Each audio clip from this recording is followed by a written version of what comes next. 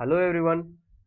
मेरा नाम है रोशन कुमार और इस वीडियो में मैं आप लोगों को बताऊंगा वीड प्रॉब्लम के बारे में। एग्रोनॉमी का एक बहुत ही इंपॉर्टेंट पार्ट है वीड्स। इससे रिलेटेड जो भी क्लासिफिकेशन होते हैं वीड्स के या फिर हर्बिसाइड्स के क्लासिफिकेशन, उनके एग्जांपल्स से रिलेटेड क्वेश्चंस, ये सारे क्वेश्चंस पूछे जाते हैं, या फिर हर्बिसाइड्स के ट्रेड नेम्स। तो आपको मैं इस वीडियो में पिक्चर्स के साथ सारी चीजें याद कराने की कोशिश करूंगा, और साथ ही साथ जो भी इंपॉर्टेंट चीज है सारी चीजें मैं कवर करूंगा। हमारा यूट्यूब का channel agriculture field officer IBPS है, आप इसको सब्सक्राइब कीजिए। फेसबुक पर भी हमारा सेम नाम से पेज है, एग्रीकल्चर फील्ड ऑफिसर आईबीपीएस। आप यूट्यूब, फेसबुक कहीं भी सर्च कर सकते हैं, लोगो देखिए और आप सर्च कीजिए। प्लीज इसको सब्सक्राइब कीजिए, लाइक कीजिए वीडियोस, और अपने दोस्तों के भी शेयर कीजिए ताकि दूसरे लोग भी वीडियो का फायदा उठा सकें। चलिए देखते हैं क्या है ये वीड्स और इससे रिलेटेड सारे चीजें। First of all, what is weed? So weed is undesirable और unwanted plant।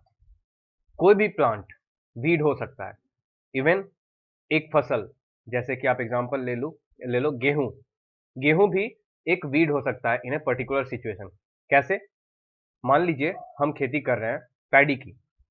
अब पैडी के प्लांट्स हैं चारों तरफ, और बीच में अगर कहीं एक वीट का प्लांट है, तो फिर उस केस में wheat is a weed because wheat plant is not desirable in the field of paddy। तो कोई भी प्लांट जो कि अनडिजायरेबल है, अनवांटेड है, उसे हम वीड कह सकते हैं। ऑल प्लांट्स में become weeds in a particular situation. हमने देख लिया कि कोई भी प्लांट वीड कहा जा सकता है। अब एक क्वेश्चन है, इसका आंसर आपको कमेंट बॉक्स में लिख के बताना है। बहुत ही इंपॉर्टेंट क्वेश्चन है। Who is the father of weed science? या फिर इसको इस तरह से भी पूछ सकते हैं कि वीड टर्म जो था सबसे पहले किस साइंटिस्ट ने यूज किया था? ये वीड बहुत ही एक्सट्रीमली नॉक्सियस होते हैं और यूजलेस होते हैं, अनवांटेड होते हैं, पॉइजनस होते हैं। तो एक तरह से ये बहुत ही हार्म करते हैं प्लांट्स को।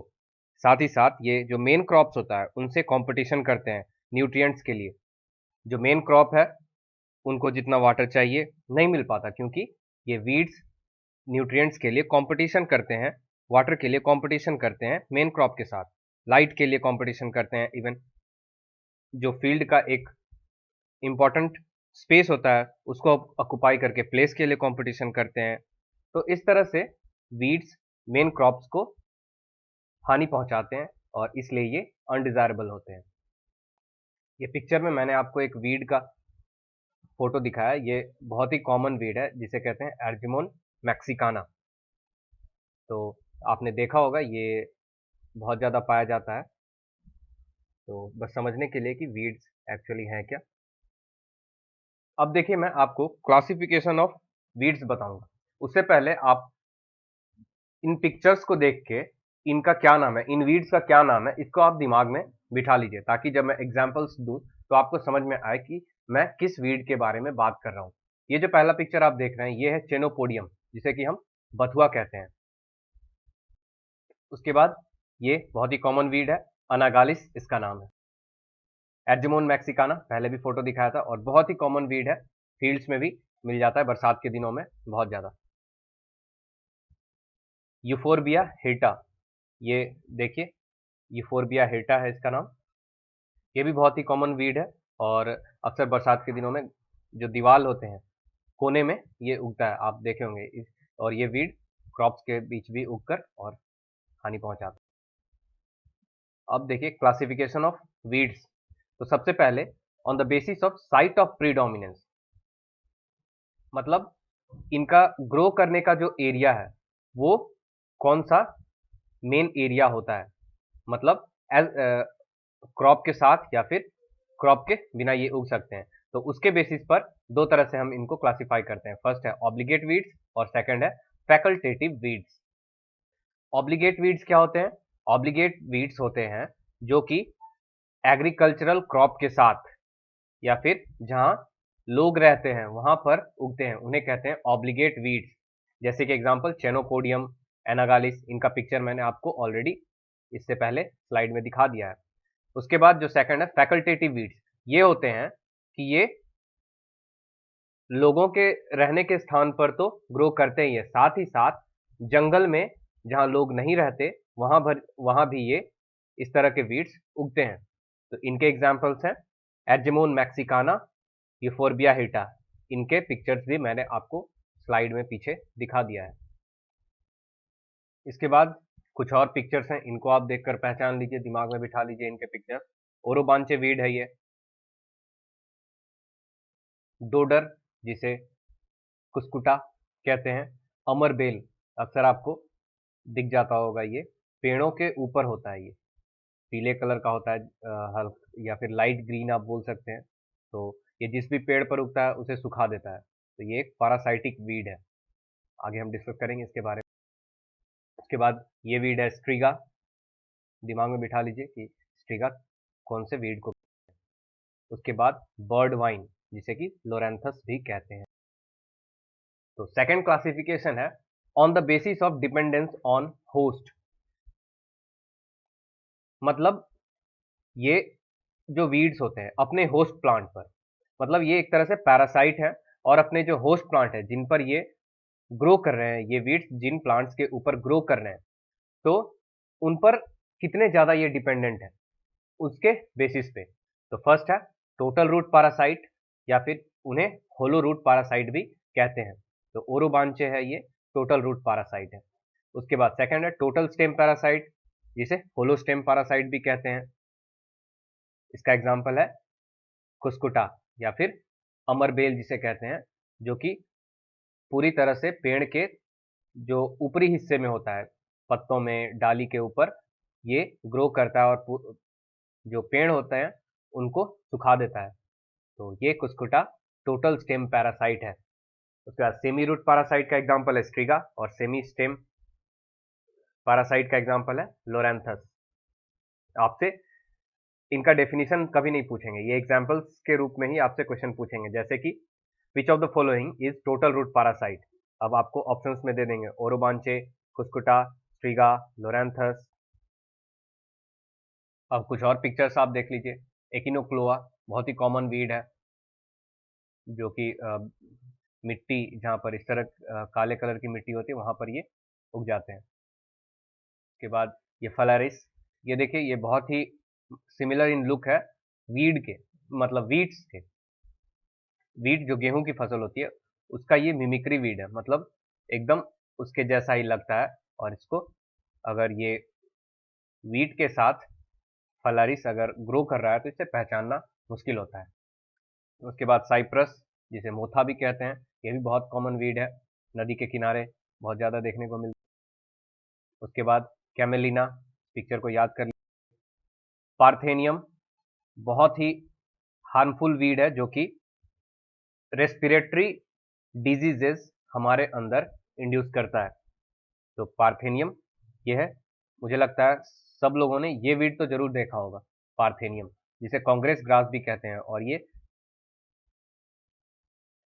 मैक्सिको या फिर मुझे याद नहीं किस कंट्री से वीट के साथ आया था। आप कमेंट बॉक्स में लिखकर बताइएगा ये कहाँ से इंपोर्ट हुआ था, किस क्रॉप के साथ इंडिया में ये आया था पार्थेनियम। उसके बाद जो क्लासिफिकेशन है वो है on the basis of botanical और मोर्फोलॉजिकल कैरेक्टरिस्टिक्स। मोर्फोलॉजी मतलब जो इनकी बनावट होती है उनके हिसाब से। ग्रासेस किस तरह के होते हैं, सिलिंड्रिकल स्टेम होता है, और स्टेम इनके होलो होते हैं, मतलब अंदर से खोखला होता है, और उसमें नोड्स होते हैं, और नोड्स से जो लीव्स हैं वो इमर्ज करते हैं। तो ग्रासेस का एग्जांपल है एकिनोक्लोआ, फलारिस, और ज्यादातर वीड्स होते हैं वो सब ग्रास की कैटेगरी में आते हैं। मैंने आपको पिक्चर दिखा दिया एकिनोक्लोआ और फ्लारिस का। उसके बाद है सेजेस। सेजेस का एग्जांपल आप साइप्रस याद रखेंगे। साइप्रस के जैसा इसके क्या कैरेक्टरिस्टिक्स होते हैं, जैसे इसके स्टेम्स जो होते हैं वो ट्रायंगुलर इन शेप होते हैं, और उनमें कोई नोड्स नहीं होता है, और लीफ जो होते हैं वो on the top of the stem होता है। तो साइप्रस का अगर आप पिक्चर याद रखेंगे तो आप आसानी से सेजेस के बारे में बता सकते हैं। उसके बाद third one is the broad leaf. Broad leaf मतलब इनकी पत्तियां थोड़ी चौड़ी होती है, और सिलिंड्रिकल स्टेम होता है इनका।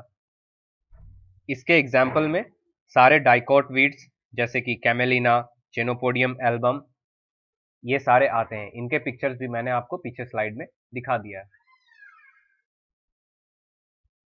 उसके बाद इन पिक्चर्स को भी आप याद कर लीजिए। एमरैंथस विरिडिस, ये भी बहुत कॉमन वीड है, अक्सर मिल जाता है रास्ते में। बोएरविया डिफ्यूजा, कैसिया ऑक्सीडेंटालिस। अगर आपको ये पूरा नाम याद नहीं रहता तो आप इसको इस तरह से कुछ ट्रिक बनाकर याद कर सकते हैं, जैसे इसके शुरू के कुछ लेटर जैसे CAS, कैस, ऑक्सी, इसको ऐसे याद रखेंगे तो आपको याद रखने में आसानी होगी, अगर पूरा नाम याद नहीं रहता है तो।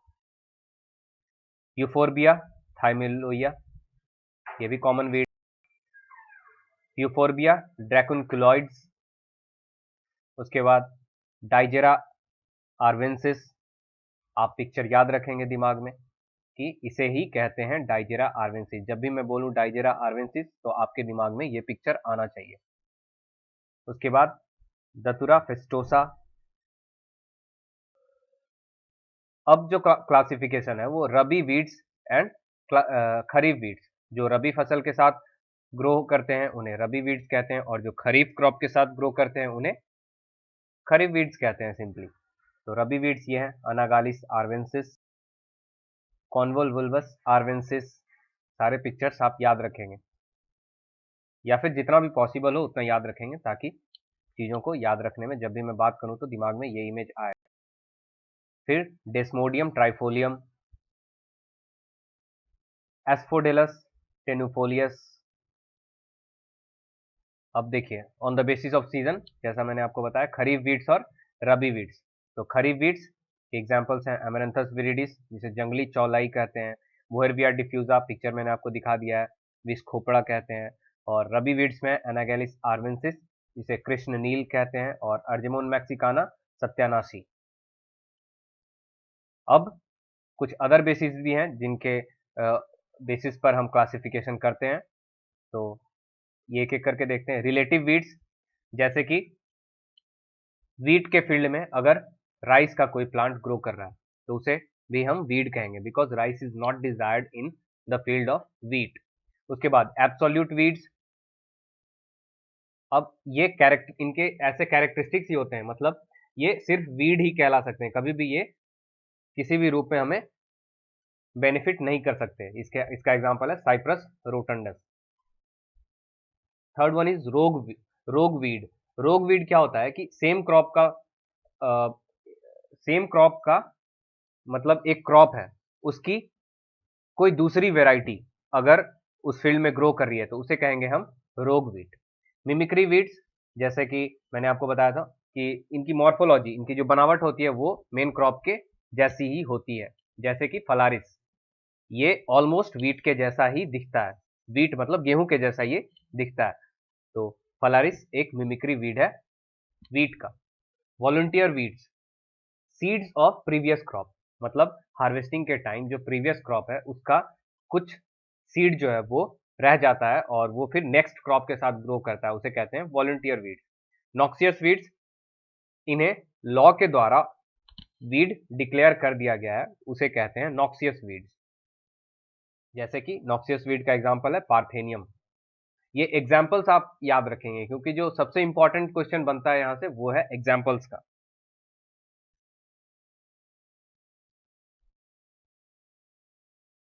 अब क्रॉप वीड कंपटीशन। तो वीड्स होते हैं ये किन किन चीजों के लिए मेन क्रॉप के साथ कंपटीशन करते हैं। तो सबसे फर्स्ट चीज है वो है न्यूट्रिएंट्स, जो सॉइल न्यूट्रिएंट्स होते हैं उसके लिए कंपटीशन करते हैं। फिर अवेलेबल वाटर के लिए, लाइट के लिए, अपने जो लीव्स होते हैं वीड्स के उससे ये शेड कर देते हैं क्रॉप्स के ऊपर, और इस वजह से क्रॉप को सफिशिएंट लाइट नहीं मिल पाता है। उसके बाद CO2 के लिए, और कभी कभी एलोपैथिक इफेक्ट भी क्रिएट करते हैं वीड्स मेन क्रॉप के लिए। अब हम एक एक करके इन सब के बारे में बहुत ही शॉर्ट में देखेंगे। तो सबसे फर्स्ट देखते हैं न्यूट्रिएंट्स के लिए।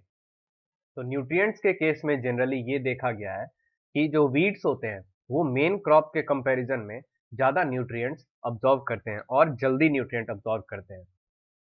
जो वीड्स होते हैं इनका जो लाइफ साइकिल है वो as compare to main crops जल्दी कंप्लीट हो जाता है। मेन क्रॉप्स अपना कंप्लीट जो हार्वेस्टिंग पीरियड होता है उस वहां तक पहुंचने के लिए ऑलमोस्ट 100 टू 130 डेज लेते हैं, जबकि वीड्स जो होते हैं वो 50 टू 60 डेज में ही कंप्लीट कर लेते हैं अपना लाइफ साइकिल।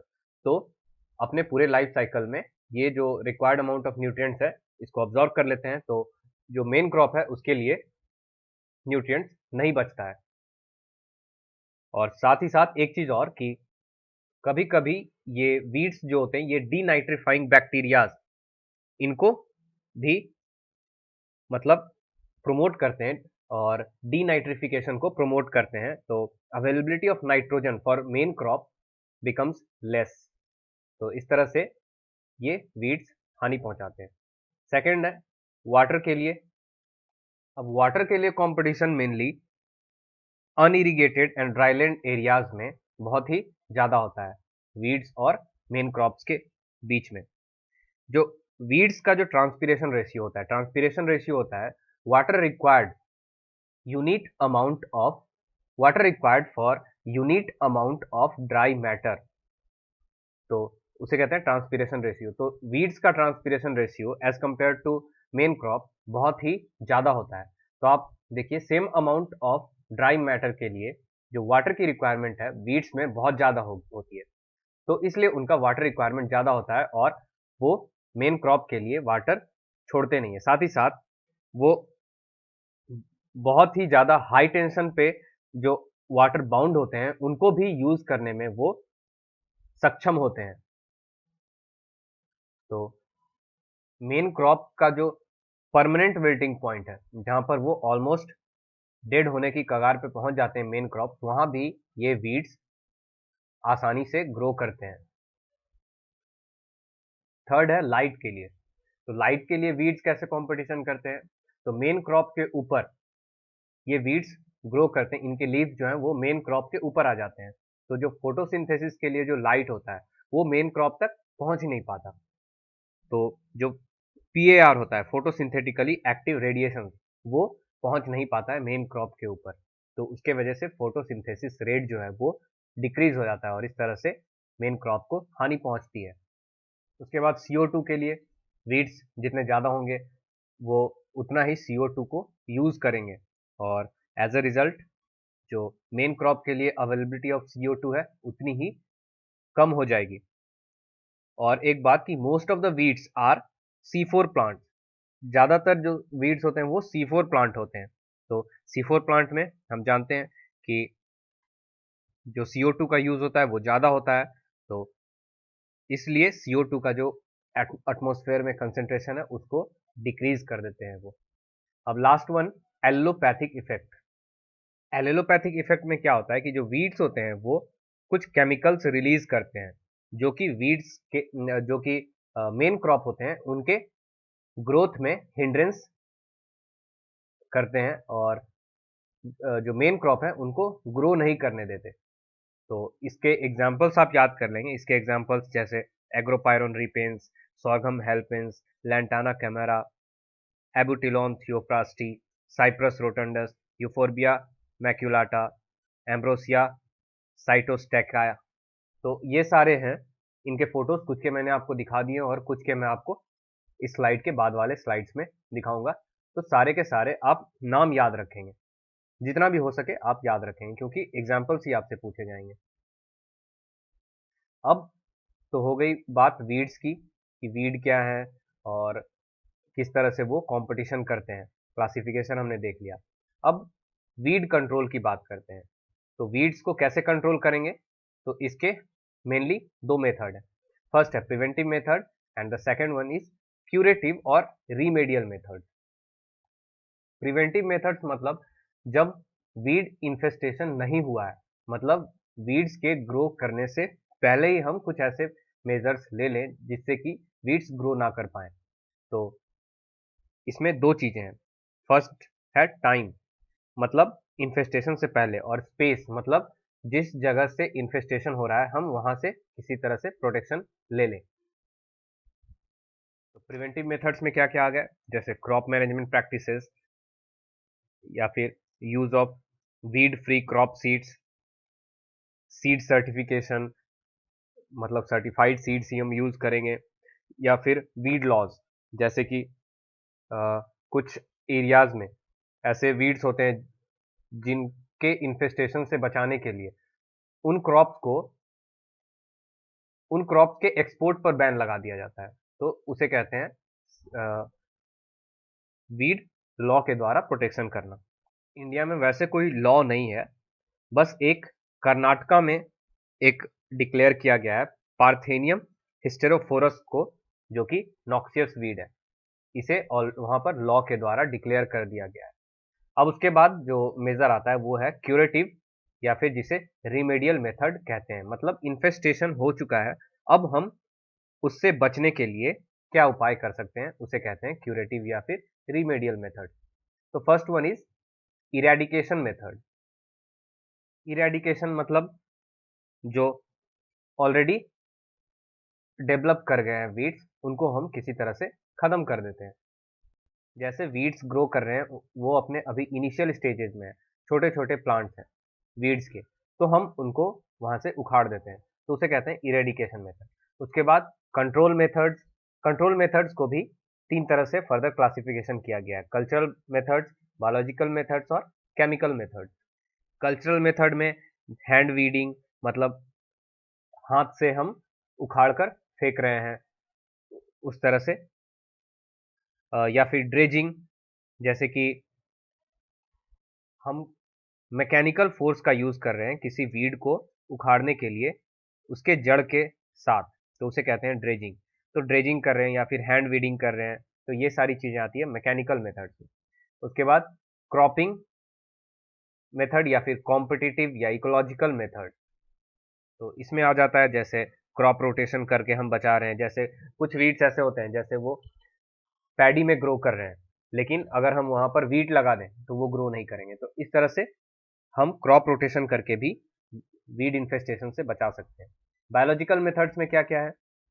प्रीडेटर्स का यूज करके, पैरासाइट्स का यूज करके, जैसे कुछ वीड्स हैं उनको खाने के लिए हम किसी तरह के इंसेक्ट्स का यूज करते हैं, तो वो एक सेफ्टी का तरीका हो गया, उसे कहते हैं, उस तरह के किसी भी तरीके को कहेंगे हम बायोलॉजिकल मेथड। केमिकल मेथड्स में शायद इसे ना बताना पड़े आप लोगों को, केमिकल मेथड्स में सिंपली हम केमिकल्स का यूज करके प्रोटेक्शन करते हैं।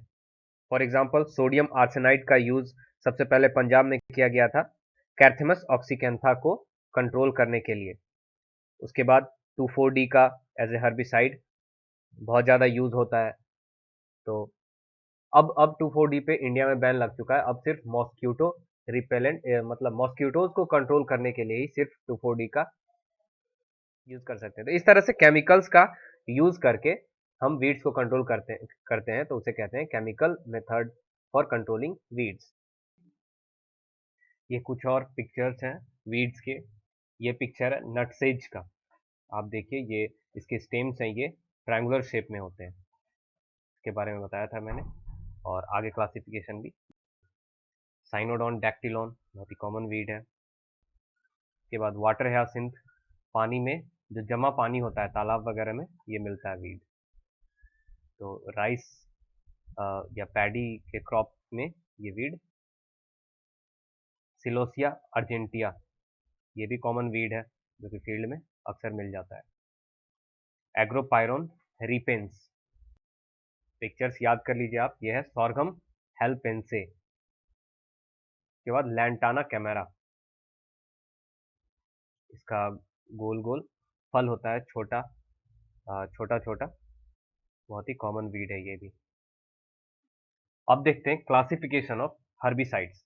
तो हर्बिसाइड्स को on the basis of different characteristics इनको क्लासिफाई किया जाता है। तो सबसे पहले है chemical structure, on the basis of chemical structure. तो on the basis of chemical structure दो ग्रुप्स में इनको डिवाइड किया जाता है। First one is inorganic and the second one is organic. Inorganic में आ जाते हैं जैसे आर्सेनिक, सोडियम, सल्फ्यूरिक एसिड वगैरह, और ऑर्गेनिक जिनमें कि कार्बन, हाइड्रोजन होता है, वो ऑर्गेनिक ऐसे 16-17 ग्रुप के हर्बिसाइड्स हैं। ऑर्गेनिक को भी फिर बाद में 16 से 17 ग्रुप में बांटा जाता है। तो कौन कौन से ग्रुप है मैंने कुछ यहाँ पर लिख दिया, आप इसको बुक से इंपॉर्टेंट एक टेबल है उसके जो भी इंपॉर्टेंट ग्रुप्स हैं उनमें कौन कौन सा हर्बिसाइड आता है उसको याद कर लेंगे।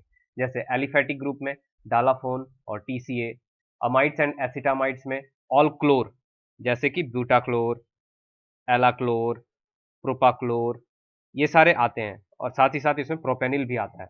और फिर बाइपेरिडिलियम्स, इसमें पैराकोट और डाइक्वेट, ये दोनों आते हैं। फिनॉक्सीज में 2,4-D, इस तरह से 16 से 17 ग्रुप हैं, उनमें आप इंपॉर्टेंट ग्रुप के अंदर आने वाले हर्बिसाइड्स के नाम याद कर लेंगे। आपसे एग्जाम में ये पूछ सकते हैं, हर्बिसाइड का नाम देकर आपसे पूछेंगे कि ये किस ग्रुप का है। उसके बाद सेलेक्टिविटी के बेसिस पर, मतलब इनका टारगेट सिर्फ वीड होता है या फिर क्रॉप प्लस वीड, तो उसके बेसिस पर सेलेक्टिव हर्बिसाइड और नॉन सेलेक्टिव हर्बिसाइड्स में इनको डिवाइड करते हैं। सेलेक्टिव हर्बिसाइड में सिर्फ वीड को ही टारगेट करते हैं और सिर्फ वीड्स को ही खत्म करते हैं, तो ये होते हैं सेलेक्टिव हर्बिसाइड्स, और इनके एग्जांपल्स है सीमाजीन, अट्राजीन। और नॉन सेलेक्टिव में पूरा का पूरा वेजिटेशन खत्म हो जाता है, क्रॉप भी खत्म हो जाता है और वीड भी खत्म हो जाता है। तो ऐसे नॉन सेलेक्टिव हर्बिसाइड्स के एग्जांपल्स हैं डाइक्वेट, पैराक्वेट, इनके भी एग्जांपल्स आप याद कर लेंगे। जो भी है सेलेक्टिव के थोड़े ज़्यादा है और नॉन सेलेक्टिव में बहुत कम है, डाइक्वेट, पैराक्वेट। एक चीज़ और कि ट्रेड नेम पूछते हैं हर्बिसाइड्स का, तो ट्रेड नेम्स का भी एक टेबल है, नेमरा सुंदा में भी दिया हुआ है छोटा सा, और या फिर किसी भी एग्रोनॉमी के बुक में आपको मिल जाएगा।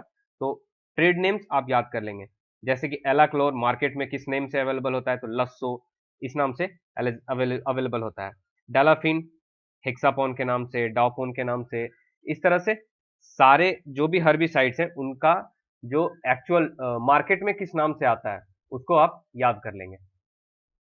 उसके बाद on the basis of translocation, मतलब इसके एप्लीकेशन के बाद ये किस तरह से पूरे प्लांट बॉडी में ये फैलता है, या फिर मतलब प्लांट बॉडी में नहीं, ये किस तरह से वीड्स को अफेक्ट करने के लिए वीड्स के प्लांट में ये फैलता है। तो उसे उस बेसिस पर दो तरह से सिस्टमिक हर्बिसाइड और कॉन्टैक्ट हर्बिसाइड में बांटते हैं।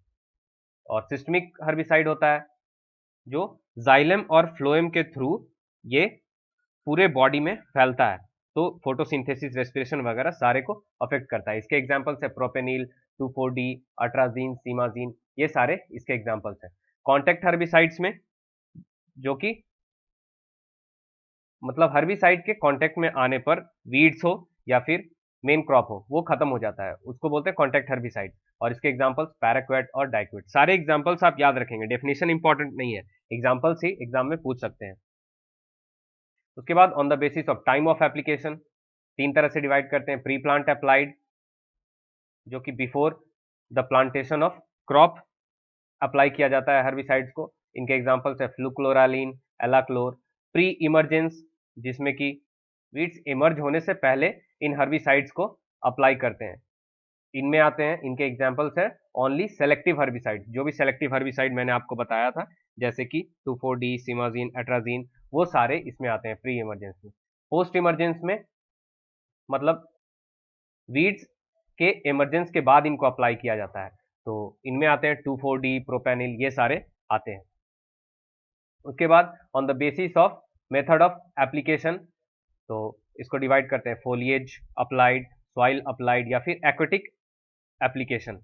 तो ये ज़्यादा इंपॉर्टेंट नहीं है, मैं आपको एग्जांपल एक बार बता देता हूँ। फॉलिएज में 2,4-D वगैरह आते हैं, और एक्वेटिक एप्लीकेशन में कॉपर सल्फेट, 2,4-D ये भी आते हैं। और सॉइल अप्लाइड में सेलेक्टिव और नॉन सेलेक्टिव कोई भी हो सकता है, जो भी मैंने आपको बताया सेलेक्टिव और नॉन सेलेक्टिव वो कोई भी हो सकता है सॉइल अप्लाइड। तो ये ज़्यादा इंपॉर्टेंट नहीं है, हालांकि एक बार देख लेंगे आप। उसके बाद कुछ इंपॉर्टेंट पॉइंट्स है वो मैं आपको बता देता हूँ, जैसे कि वीड से रिलेटेड एक रिसर्च सेंटर है, national research centre for weed science, ये है जबलपुर में, और ये इस्टेब्लिश हुआ था 1988 में। उसके बाद दो टर्म्स आते हैं, एक्टिव इंग्रेडिएंट्स और एसिड इक्विवेलेंट। तो जब ये फॉर्मुलेशन मतलब जो सॉल्यूशन प्रिपेयर करते हैं, तो उसके लिए हमें कितना डोज चाहिए, एक्चुअल जो हमारा हर्बिसाइड होता है उसका कितना डोज हमको, एक्चुअल कितना पानी में हमको मिलाना है एप्लीकेशन से पहले, स्प्रे करने से पहले, तो उसको ये चीज बताती है। एक्टिव इंग्रेडिएंट और acid equivalent both are almost common terms. Active ingredient क्या होता है, रिकमेंडेड डोज अपॉन AI मतलब एक्टिव इंग्रेडिएंट इंटू 100। तो इस तरह से ये इस फॉर्मूले से प्रिपेयर किया जाता है कि क्या हमारा रिक्वायरमेंट है।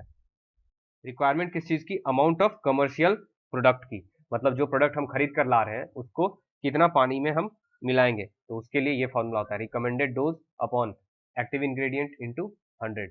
एसिड इक्विवेलेंट भी ऑलमोस्ट वही चीज होता है, बस रिप्रेजेंटेशन का एक तरीका है। इसको भी इसी फॉर्मूले से निकाल लेते हैं। अब ये कुछ और वीड्स हैं जिनके पिक्चर्स हैं, आप दिमाग में इसको याद कर सकते हैं। एबिटिलोन, थियोफ्रास्टी, उसके बाद यूफोर्बिया मैक्यूलाटा, एम्ब्रोसिया, साइटोस्टेकिया, ये भी बहुत कॉमन वीड है। वाइल्ड ओट, जो कि ओट्स के लिए एक मिमिक्री वीड्स है। आप देख रहे हैं ये ऑलमोस्ट सिमिलर टू ओट होता है। जॉनसन ग्रास बहुत ही फेमस ग्रास है। उसके बाद राइजोम्स, कनाडा थिस्टल, ये भी बहुत कॉमन वीड है, अक्सर फील्ड्स में मिल जाते हैं बरसात के दिनों में। उसके बाद कैर्थेमस ऑक्सीकैंथा, बहुत ही हार्मफुल वीड है जो कि रेस्पिरेटरी प्रॉब्लम क्रिएट करते हैं ह्यूमंस में भी और other living organisms. सिटारिया glauca, picture आप याद रखेंगे। उसके बाद मेलीलोटस इंडिका, कोमेलिना बेंगालेंसिस, नेपियर ग्रास जिसका दूसरा नाम पेनिसेटम पुरपुरियम भी है। तो ये था हमारा वीडियो वीड प्रॉब्लम के ऊपर। एग्रोनॉमी का एक बहुत ही इंपॉर्टेंट टॉपिक है वीड्स, उसके ऊपर हमारा ये वीडियो था। हमारा यूट्यूब का चैनल है एग्रीकल्चर फील्ड ऑफिसर IBPS, आप इसको सब्सक्राइब कीजिए। फेसबुक का पेज इसी नाम से है एग्रीकल्चर फील्ड ऑफिसर IBPS, आप फेसबुक पर यूट्यूब पर सर्च कीजिए, लोगो देख के आप ढूंढ सकते हैं आसानी से। और आप इसको लाइक कीजिए, सब्सक्राइब कीजिए, और अगर आपको ये वीडियो पसंद आया तो प्लीज़ लाइक कीजिए, अपने दोस्तों के बीच शेयर कीजिए ताकि और लोग भी वीडियो को देख के इससे फ़ायदा उठा सकें। हमारा यूट्यूब चैनल ऑलमोस्ट 5000 सब्सक्राइबर्स हो चुके हैं और 1500 से ज़्यादा फेसबुक पेज लाइक्स मिल चुके हैं। तो आप भी सब्सक्राइब कीजिए, लाइक कीजिए, be a part of the family. और ज़्यादा डिस्कशन के लिए आप हमारे व्हाट्सएप के ग्रुप पर जुड़ सकते हैं। व्हाट्सएप के ग्रुप पर जुड़ने के लिए आप हमें एसएमएस कीजिए, व्हाट्सएप पे एसएमएस नहीं मैसेज कीजिए व्हाट्सएप पे 8237783981 हमारा नंबर है। हम आपको ग्रुप में ऐड कर देंगे ताकि आपका प्रिपरेशन और अच्छे तरीके से हो सके और लोगों के साथ भी आप इंटरेक्ट कर सकें। तो प्लीज़ आप सब्सक्राइब कीजिए, लाइक कीजिए, बस। Thank you very much.